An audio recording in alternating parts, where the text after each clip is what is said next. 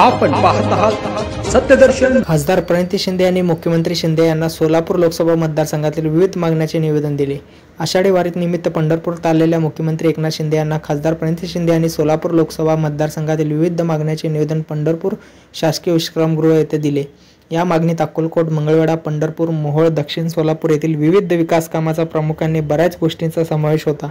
यावर मुख्यमंत्री एकनाथ शिंदे यांनी यावर लवकरच उपाययोजना करून कामे मंजूर करू असे आश्वासन दिले।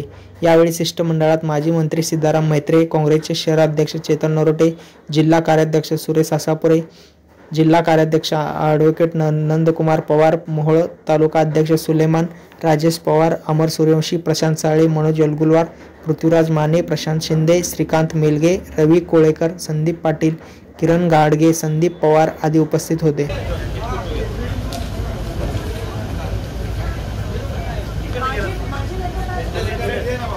भाऊ इकडे